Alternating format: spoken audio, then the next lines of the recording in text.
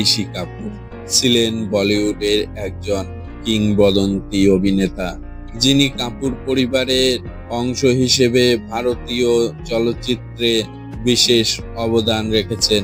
তিনি 1952 সালে 4 সেপ্টেম্বর মুম্বাইয়ে জন্মগ্রহণ করেন। তার পিতা ছিলেন বিখ্যাত অভিনেতা ও চিত্র পরিচালক রাজ কাপুর। তার মাতা ছিলেন কৃষ্ণা কাপুর। তার দাদা ছিলেন প্রথম শ্রেণীর অভিনেতা পৃথ্বীরাজ কাপুর। ঋষি কাপুর মুম্বাইয়ের Chembur cathedral and John Cannon school এ পড়াশোনা করে। পরে মায়াদ্বীপ স্কুলে পড়াশোনা করে। ঋষি কাপুর 1970 সালে তার বাবার পরিচালিত মেরা নাম জোকার চলচ্চিত্রে কিশোর চরিত্রে অভিনয় করে প্রথমবারের মতো বড় পর্দায় আসেন এবং সেই কাজের জন্য জাতীয় চলচ্চিত্র পুরস্কারও লাভ করেন। পরে 1973 সালে ববি ছবির মাধ্যমে তিনি বলিউডে রোমান্টিক নায়ক হিসেবে প্রতিষ্ঠা পান। ববি ছিল এক বিশাল সাফল্য এবং তাকে তরুণ প্রজন্মের মধ্যে অত্যন্ত জনপ্রিয় করে তোলে। এরপর 3 দশকেরও বেশি সময় ধরে তিনি একের পর এক হিট সিনেমা উপহার দেন। তার উল্লেখযোগ্য সিনেমাগুলি হলো কার্জ, চাঁদনি, নাগিনা, হেনা, কাপুর অ্যান্ড সন। পরে তার অভিনয়ের ধরন বদলে যায় এবং তিনি পিতৃসম চরিত্র, খল চরিত্র সহ নানা বৈচিত্র্যময় রোলে অভিনয় করে প্রশংসিত হন। ঋষি কাপুর 1980 সালে অভিনেত্রী নীতু সিংকে বিয়ে করেন। তাদের 2 সন্তান, যার মধ্যে পুত্র রণবীর কাপুর এখন বলিউডের অন্যতম জনপ্রিয় অভিনেতা। কন্যা ঋদ্ধিমা কাপুর সাহানি একজন ফ্যাশন ডিজাইনার। ঋষি কাপুর তার দীর্ঘ ক্যারিয়ারে বলিউডের অনেক বিখ্যাত পরিচালকের সাথে কাজ করেছেন। তাদের মধ্যে রাজ কাপুর, তিনি নিজের বাবা ববি সিনেমা, প্রেম রোগ সিনেমা, হেনা সিনেমা ইত্যাদি করেছেন। যশ চোপড়ার সঙ্গে কাজ করেছেন কবি কবি, চাঁদনি, দিল তো পাগল হ্যায় সিনেমা। সুভাষ ঘাই এর সঙ্গে কাজ করেছেন কার্জ। মনমোহন দেশাই এর সঙ্গে কাজ করেছেন অমর আকবর অ্যান্টনি নসিব সিনেমায়। রাকেশ রোশনের সঙ্গে কাজ করেছেন কারনামা, খুদগার্জ সিনেমা। করণ জোহরের সঙ্গে কাজ করেছেন Kapoor and sons, student of the year সিনেমায়। অনুরাগ বসুর সঙ্গে কাজ করেছেন জাগ্গা জাসুস সিনেমায়। অনুরাগ কাশ্যপ এর সঙ্গে কাজ করেছেন অলওয়েজ কবির সিং এর মতো কিছু প্রজেক্টে আলোচনা হয়েছিল।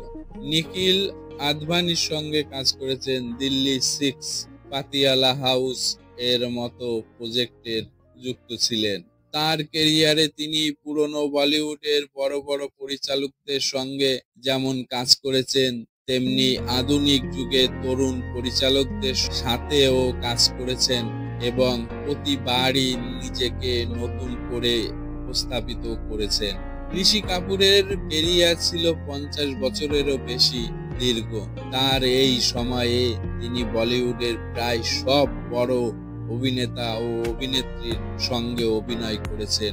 অমিতাভ বচ্চনের সঙ্গে কাজ করেছেন, জিতেন্দ্রর সঙ্গে কাজ করেছেন, বিনোদ খান্না, শশী কাপুর, ধর্মেন্দ্র, গোবিন্দা, শাহরুখ খান, রণবীর কাপুর তার নিজের ছেলে, এবং অভিনেত্রীদের ভিতর নীতু সিং তার স্ত্রী, ডিম্পল কাপাডিয়া, শ্রীদেবী, জয়া ভাদুরী, মাধুরী দীক্ষিত, রেখা, সোনালী বেন্দে, আলিয়া ভাট, পরবর্তীতে তার ছেলে রণবীরের ছবির মাধ্যমে সংযোগ।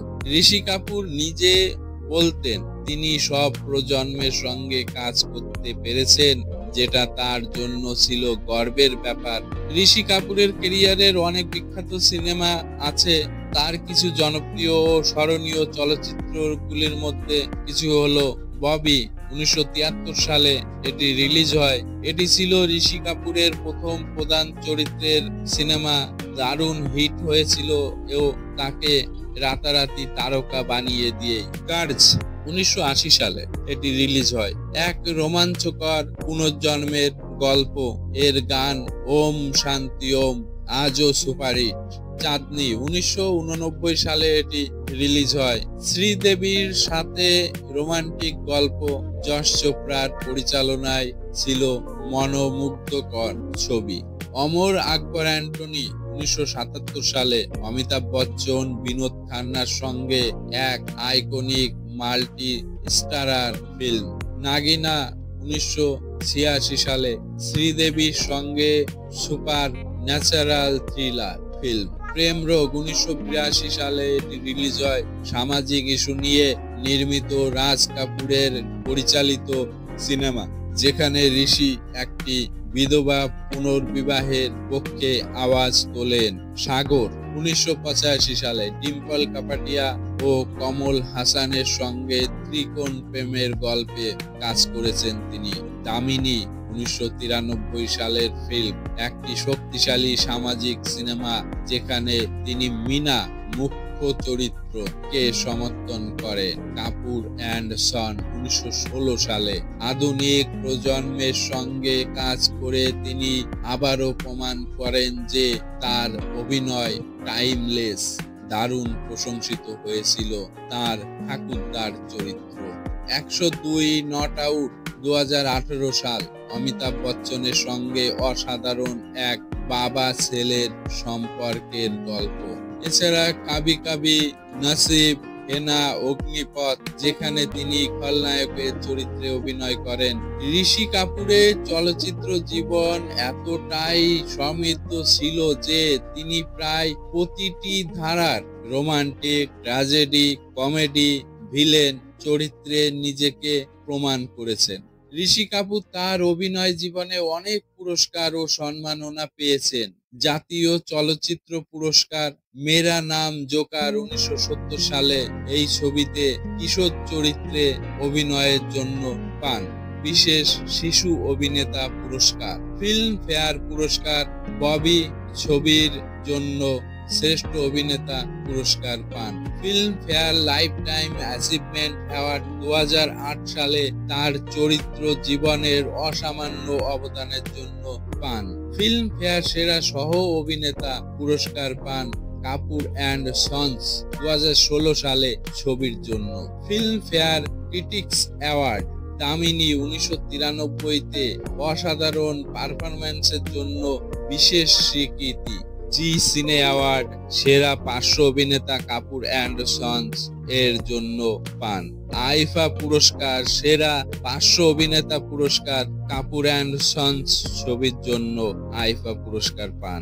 Times of India film awards সেরা পার্শ্ব অভিনেতা পুরস্কার অগ্নিপথ ছবিতে তার ভিলেন চরিত্রের জন্য তিনি পান। এছাড়া ভারতীয় চলচ্চিত্রে তার অসামান্য অবদানের জন্য তিনি ফিল্ম ফেস্টিভ্যাল এবং অ্যাওয়ার্ড শোতে তাকে বিশেষ সম্মান প্রদান করা হয়। তাকে ভারত ও বিশ্বের বহু চলচ্চিত্রেও প্রেমীর হৃদয়ে চিরস্থায়ী করে রেখেছে তার কাজ। ঋষি কাপুরের পুরস্কারগুলোর পাশাপাশি তার অনেক চরিত্র ও সময়ের সাথে আইকনিক হয়ে উঠেছে। দীর্ঘদিন লিউকেমিয়ার সাথে লড়াই করে 2020 সালের 30 এপ্রিল মুম্বাইয়ে ঋষি কাপুর শেষ নিঃশ্বাস ত্যাগ করেন। তার মৃত্যুতে ভারতীয় চলচ্চিত্র জগৎ গভীর শোক প্রকাশ করে। তিনি সিনেমা জগতের একজন লিজেন্ডার অভিনেতা। কেমন অভিনেতা ঋষি কাপুরের জীবনের কিছু ঘটনা। তিনি কাপুর পরিবারের সদস্য। জানাবেন, ভালো লাগলে লাইক করবেন, সাবস্ক্রাইব করবেন এবং এই চ্যানেলের পাশে থাকবেন। নমস্কার।